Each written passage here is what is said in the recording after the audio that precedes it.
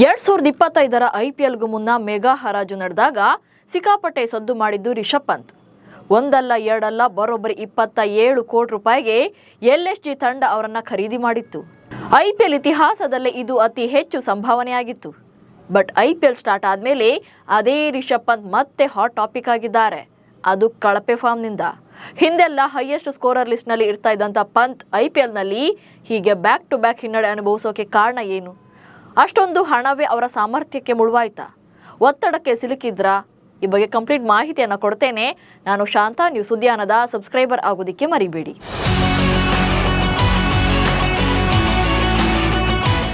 Rishabh Pant team ಇಂಡಿಯಾದ star wicket keeper batsman, middle ಆರ್ಡರ್ನಲ್ಲಿ one of the best player.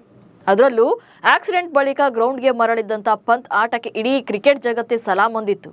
Cricket ಬಗ್ಗೆ ಅವರಿಗೆ ಇರುವಂಥ ಡೆಡಿಕೇಶನ್ಗೆ ಶಹಬಾಸ್ ಅಂದಿದ್ರು. ಆದ್ರೀಗ ಅದೇ ಪಂತ್ ಬ್ಯಾಟಿಂಗ್ನೇ ಮರೆತವರಂತೆ ವಿಕೆಟ್ ಒಪ್ಪಿಸ್ತಿದ್ದಾರೆ. ಎದುರಾಳಿಗಳ ಜೊತೆಯಲ್ಲಿ ತಮಾಷೆ ಮಾಡುತ್ತಾ ಕೀಪಿಂಗ್ ಮಾಡ್ತಿದ್ದವರು ಈಗ ಸಪ್ಪೆ ಮೋರೆಯಲ್ಲೇ ಇರ್ತಾರೆ. ಪಂದ್ಯದಿಂದ ಪಂದ್ಯಕ್ಕೆ ನಿರಾಸೆ ಹೆಚ್ಚಾಗ್ತಾನೆ ಇದೆ. ಮುಂಬೈ ವಿರುದ್ಧದ ಪಂದ್ಯದ ಬಳಿಕ ಮತ್ತಷ್ಟು ಟ್ರೋಲ್ ಆಗ್ತಿದ್ದಾರೆ.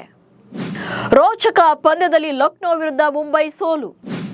ಐಪಿಎಲ್ನ 16ನೇ ಪಂದ್ಯದಲ್ಲಿ ಲಕ್ನೋ ಸೂಪರ್ ಜೈಂಟ್ಸ್ ತಂಡ ಮುಂಬೈ ಇಂಡಿಯನ್ಸ್ ತಂಡವನ್ನು 12 ರನ್ಗಳಿಂದ ಸೋಲಿಸಿದೆ. ಏಕನಾಥ್ ಸ್ಟೇಡಿಯಂನಲ್ಲಿ ನಡೆದಂತ ಈ ಪಂದ್ಯದಲ್ಲಿ ಟಾಸ್ ಗೆದ್ದಂತ ಮುಂಬೈ ತಂಡ ಮೊದಲು ಬೌಲಿಂಗ್ ಅನ್ನು ಆಯ್ಕೆ ಮಾಡಿಕೊಳ್ತು. ಮೊದಲು ಬ್ಯಾಟ್ ಮಾಡಿದಂತ ಲಕ್ನೋ ತಂಡ ಮಿಚೆಲ್ ಮಾರ್ಷ್ ಅವರ 60 ರನ್, ಮಾರ್ಕ್ರಮ್ ಅವರ 53 ರನ್ ಇವರ ಸಹಾಯದಿಂದ 8 ವಿಕೆಟ್ ನಷ್ಟಕ್ಕೆ 203 ರನ್ಗಳನ್ನು ಕಲೆ ಹಾಕಿತ್ತು.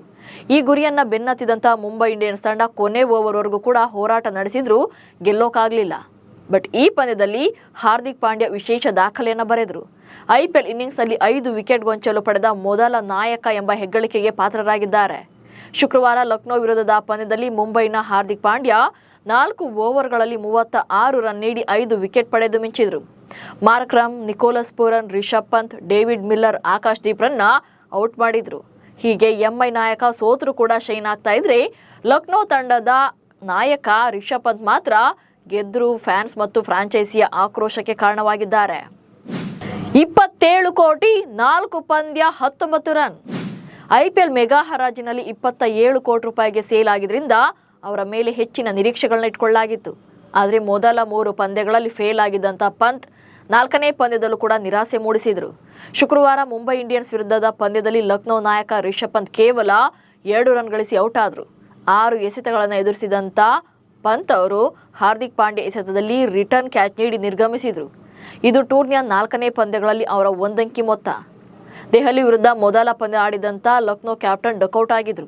ಆ ಬಳಿಕ ತಮ್ಮ 2ನೇ ಪಂದ್ಯದಲ್ಲಿ ಸನ್ ರೈಸರ್ಸ್ ಹೈದರಾಬಾದ್ ವಿರುದ್ಧ 15 ರನ್ಗಳಿಗೆ ವಿಕೆಟ್ ಒಪ್ಪಿಸಿದ್ರು. ಇನ್ನು ಪಂಜಾಬ್ ವಿರುದ್ಧ ಕೂಡ ಕಂಬ್ಯಾಕ್ ಮಾಡೋಕ್ಕಾಗದೆ 2 ರನ್ಗಳನ್ನು ಗಳಿಸಿ ಪೆವಿಲಿಯನ್ ಸೇರಿದ್ರು. ಇದೀಗ ಮುಂಬೈ ವಿರುದ್ಧ ಕೂಡ 2 ರನ್ಗೆ ಆಟ ಮುಗಿಸಿದ್ರು. ಅಂದರೆ ಟೂರ್ನಿಯಲ್ಲಿ 4 ಪಂದ್ಯಗಳನ್ನು ಆಡಿದ್ದು ಕಲೆ ಹಾಕಿದ್ದು 19 ರನ್ಗಳನ್ನು ಮಾತ್ರ. ಲಕ್ನೋ ತಂಡ ಏಪ್ರಿಲ್ 8ರಂದು ಕೋಲ್ಕತ್ತಾ ವಿರುದ್ಧ 5ನೇ ಪಂದ್ಯ ಆಡಲಿದ್ದು, ಈ ಪಂದ್ಯದಲ್ಲಾದರೂ ರಿಷಬ್ ಪಂತ್ ದೊಡ್ಡ ಮೊತ್ತ ಕಲೆ ಹಾಕುವ ಮೂಲಕ ಕಂಬ್ಯಾಕ್ ಮಾಡಲೇಬೇಕಿದೆ. ಪಂತ್ ಔಟ್ ಆಗ್ತಾ ಇದ್ದಂತೆ ವ್ಯಂಗ್ಯವಾಗಿ ನಕ್ಕ ಗೋಯಂಕ. 2024ರ ಐಪಿಎಲ್ನಲ್ಲಿ ಲಕ್ನೋ ಮಾಲೀಕ ಸಂಜೀವ್ ಗೋಯಂಕ ಸಿಕ್ಕಾಪಟ್ಟೆ ಟ್ರೋಲ್ ಆಗಿದ್ರು. ಹೈದರಾಬಾದ್ ವಿರುದ್ಧ ಅಂದಿನ ಕ್ಯಾಪ್ಟನ್ ಕೆಎಲ್ ರಾಹುಲ್ ನಾಯಕತ್ವದಲ್ಲಿ ಲಕ್ನೋ ತಂಡ ಸೋತಿದ್ದಕ್ಕೆ ಗ್ರೌಂಡ್ನಲ್ಲೇ ತರಾಟೆಗೆ ತೆಗೆದುಕೊಂಡಿದ್ರು. ಆ ನಂತರ ಊಟಕ್ಕೆ ಕರೆದು ತೇಪೆ ಹಚ್ಚೋ ಕೆಲಸವನ್ನು ಕೂಡ ಮಾಡಿದ್ರು. ಇದಾದ ಬಳಿಕ ಕೆಎಲ್ ರಾಹುಲ್ ಲಕ್ನೋ ತಂಡವನ್ನು ತೊರೆದಿದ್ರು. ಆದರೆ ಗೋಯಾಂಕ ಈ ಸಲ ಪಂತ್ರನ್ನ ದಾಖಲೆ ಬೆಲೆಗೆ ಖರೀದಿ ಮಾಡಿ ಬಿಲ್ಡಪ್ ಕೊಟ್ಟಿದ್ರು. ಆದರೆ ಪಂತ್ ಆಟಕ್ಕೆ ಗೋಯಾಂಕ ತಲೆಯೇ ಗಿರ್ರಂತಿದೆ. ಶುಕ್ರವಾರದ ಮ್ಯಾಚ್ನಲ್ಲಿ ಪಂತ್ ವಿಕೆಟ್ ಒಪ್ಪಿಸಿ ಹಿಂತಿರುಗ್ತಾ ಇದ್ದಂತೆ ಕ್ಯಾಮ್ರಾಗಳು ಎಲ್ಎಸ್ಜಿ ಮಾಲೀಕ ಸಂಜೀವ್ ಗೋಯಾಂಕ ಕಡೆಗೆ ತಿರುಗಿದ್ವು. ಈ ವೇಳೆ ವಿಐಪಿ ಬಾಕ್ಸ್ನಲ್ಲಿ ಕುಳಿತು ಮ್ಯಾಚ್ ನೋಡ್ತಿದ್ದಂಥ ಗೋಯಾಂಕ ವ್ಯಂಗ್ಯವಾಗಿ ನಕ್ಕಿದ್ದು ಫೋಟೋಗಳು ವೈರಲ್ ಆಗಿವೆ. ದುಬಾರಿ ಮೊತ್ತವೇ ಮುಳುವಾಯ್ತಾ? Defensive batting ಆಡ್ತಿದ್ದಾರಾ? ಸದ್ಯ ಪಂತ್ ಆಟದ ಬಗ್ಗೆ ಸಾಕಷ್ಟು ಮಾಜಿ ಕ್ರಿಕೆಟಿಗರು ಕೂಡ ಚರ್ಚೆ ಮಾಡ್ತಿದ್ದಾರೆ. ದುಬಾರಿ ಮೊತ್ತ ನೀಡಿದ್ದೇ ಅವರ ಆಟದ ಮೇಲೆ ಪ್ರಭಾವ ಬೀರಿರಬಹುದು. ನಾನು ಚೆನ್ನಾಗಿ ಆಡಬೇಕು ಅನ್ನೋ ಮನಸ್ಥಿತಿಯಲ್ಲಿ ಪಂತ್ ಇದ್ರೂ ಕೂಡ ಅದಕ್ಕೆ ತಕ್ಕಂತೆ ಬ್ಯಾಟ್ ಬೀಸೋಕೆ ಅವರಿಂದ ಸಾಧ್ಯವಾಗ್ತಾ ಇಲ್ಲ. ಅಲ್ಲದೆ ಡಿಫೆನ್ಸಿವ್ ಗೇಮ್ ಮೇಲೆ ಹೆಚ್ಚು ಕಾನ್ಸಂಟ್ರೇಟ್ ಮಾಡ್ತಿದ್ದಾರೆ. ಹೊಡಿಬಡಿ ಆಟಕ್ಕೆ ಮುಂದಾಗದೆ ರಕ್ಷಣಾತ್ಮಕವಾಗಿ ಆಡ್ತಿರೋದೇ ವಿಕೆಟ್ ಬೀಳುವಂತೆ ಮಾಡ್ತಾ ಇದೆ. ಅಲ್ಲದೆ ಪಂತ್ ಸದ್ಯ ಉತ್ತಮ ಫಾರ್ಮ್ನಲ್ಲೂ ಕೂಡ ಇಲ್ಲ. ಭಾರತೀಯ ವೈಟ್ ಬಾಲ್ ಸರ್ಕ್ಯೂಟ್ನಿಂದ ಹೊರಗಿದ್ರು. ಚಾಂಪಿಯನ್ಸ್ ಟ್ರೋಫಿಯಲ್ಲಿ ತಂಡದಲ್ಲಿದ್ದರೂ ಕೂಡ ಪ್ಲೇಯಿಂಗ್ 11ನಲ್ಲಿ ಆಡಿರಲಿಲ್ಲ. ರಿಷಬ್ ಪಂತ್ ಅವರ ಡಿಫೆನ್ಸಿವ್ ಬ್ಯಾಟಿಂಗ್ ಬಗ್ಗೆ ಪಿಯೂಷ್ ಚಾವ್ಲಾ ಕೂಡ ಮಾತನಾಡಿದ್ದಾರೆ. ಪಂತ್ ಬಾಲನ್ನು ನೇರವಾಗಿ ಡಿಫೆನ್ಸ್ ಮಾಡೋಕೆ ಪ್ರಯತ್ನ ಮಾಡ್ತಿದ್ದಾರೆ.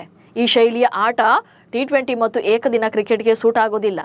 ಯಶಸ್ಸಿಗೆ ಸಾಮಾನ್ಯವಾಗಿ ಹೆಚ್ಚು ಆಕ್ರಮಣಕಾರಿ ಮನಸ್ಥಿತಿ ಅಗತ್ಯವಿರುತ್ತೆ ಎಂದಿದ್ದಾರೆ. ಹೀಗೆ ಪಂತ್ ಕಳಪೆ ಆಟದಿಂದ ದಿನೇ ದಿನೇ ಟೀಕೆಗೆ ಗುರಿಯಾಗ್ತಿದ್ದಾರೆ. ಸೊ ಮುಂದಿನ ಪಂದ್ಯಗಳಲ್ಲಾದರೂ ಕೂಡ ಕಂಬ್ಯಾಕ್ ಮಾಡಲೇಬೇಕಿದೆ. ಒಂದೇ ಒಂದು ದೊಡ್ಡ ಇನ್ನಿಂಗ್ಸ್ ಅವರ ಮನಸ್ಥಿತಿಯನ್ನು ಕೂಡ ಬದಲಾಯಿಸಬಹುದು. ನೀವು ಕೂಡ ಪಂತ್ ಅವರ ಅಗ್ರೆಸಿವ್ ಬ್ಯಾಟಿಂಗ್ ನೋಡೋಕೆ ಕಾಯ್ತಾ ಇದ್ದೀರಾ ಅನ್ನೋದನ್ನ ಕಮೆಂಟ್ಸ್ ಮೂಲಕ ತಿಳಿಸಿ. ಹಾಗೆ ಸುದ್ದಿಯನ್ನು ಫಾಲೋ ಮಾಡಿ. ನಮಸ್ಕಾರ.